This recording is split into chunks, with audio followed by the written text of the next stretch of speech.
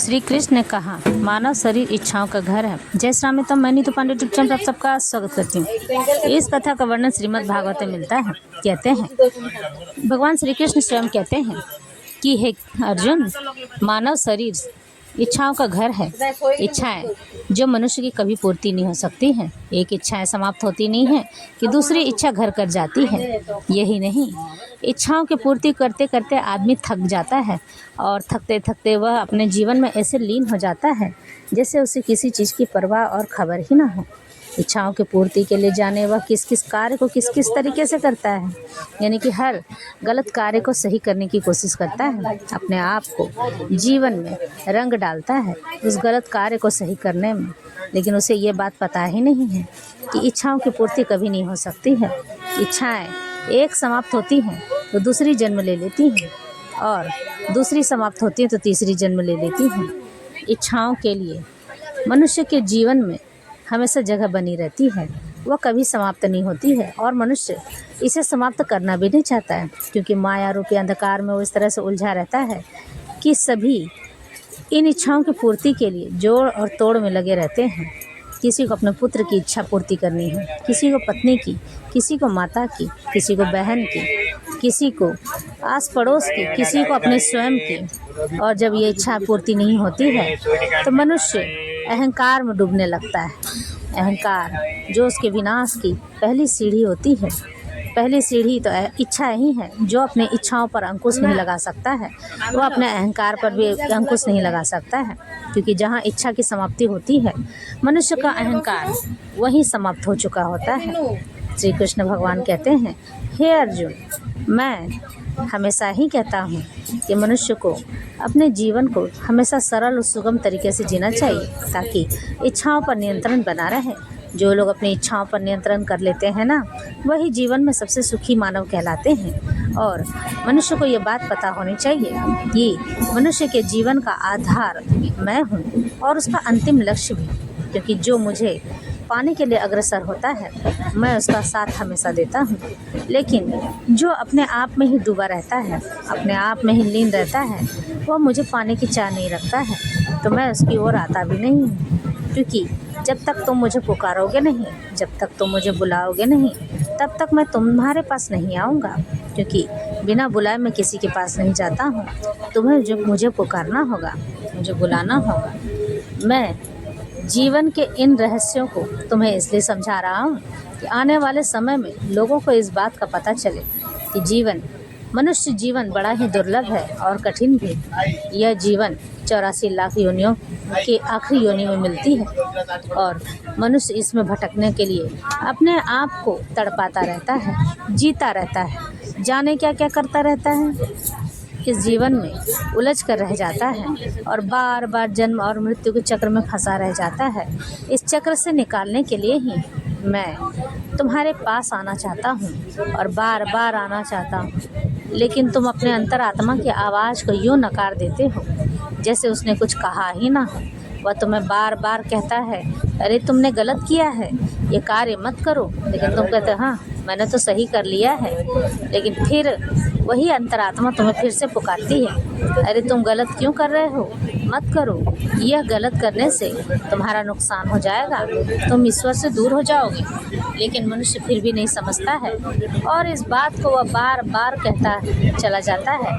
अरे मेरा मन तो यूँ ही बोलता रहता है, मैं यूँ ही सुनता रहता हूँ, यूँ ही करता रहता हूँ, ऐसा कुछ नहीं होने वाला है। और तुम फिर वह मनुष्य मुझे मारकर फिर से आगे बढ़ने लग जाता है, मेरी पुकार सुनना बंद कर देता है, तो मैं भी उसके लिए कुछ नहीं करता हूँ, क्योंकि जो मुझे सुनना ही नहीं चाहेगा मैं बार बार उसके पास जाकर क्या करूँगा।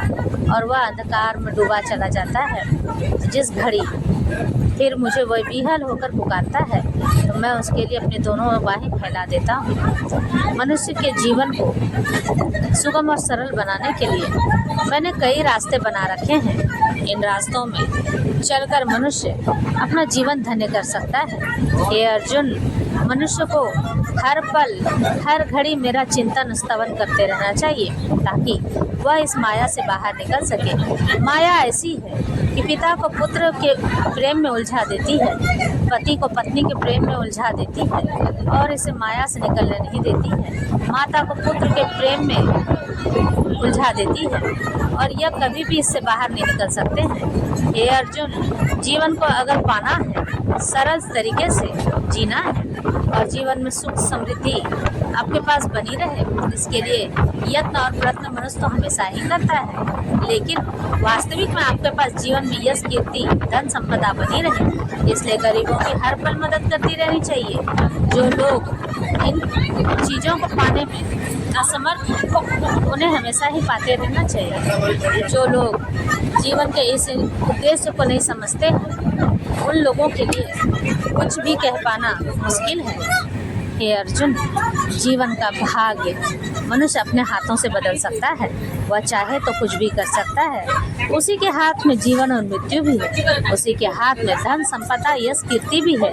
लेकिन वह इस धन संपदा और यश, कीर्ति को पाने के लिए जितनी जद्दोजहद करता है, अगर उतनी जद्दोजहद मुझे पाने के लिए कर ले तो मैं उसका उद्धार कर दूंगा, उसे अपने पास बुला लूँगा, अपने पास रख लूँगा, क्योंकि मुझे ऐसे बिरला भक्तों की आवश्यकता होती है ताकि वह आने वाले समय में मेरा कार्य कर सके। हे अर्जुन, मैं हर घड़ी हर पल अपने भक्तों के साथ रहता हूँ और भक्त जो मुझसे कहता है करने को, मैं वह हर पल करता हूँ। कोई मुझे पुत्र के रूप में चाहता है, कोई पति के रूप में, कोई अपने बेटा के रूप में चाहता है, तो कोई किसी और रूप में चाहता है, कोई मित्र के रूप में चाहता है। मैं उसके पास हर रूप में आ जाता हूँ और हर घड़ी में उसका ध्यान रखता हूँ। यही नहीं, जीवन बदलने के लिए जीवन जीना आसान नहीं होता है। जीवन में हर पल आपके पास कुछ न कुछ लगा रहता है। जीवन को यूं ही मनुष्य को बेकार नहीं जाने देना चाहिए। हे अर्जुन, जिस बात का आपके पास उद्देश्य न हो, वह जीवन तो व्यर्थ ही माना जाता है ना। जीवन में उद्देश्य का होना अति आवश्यक है। जो लोग अपने जीवन में उद्देश्य को लेकर चलते हैं, वो लोग इस जीवन को परिपूर्ण तरीके से जी सकते हैं।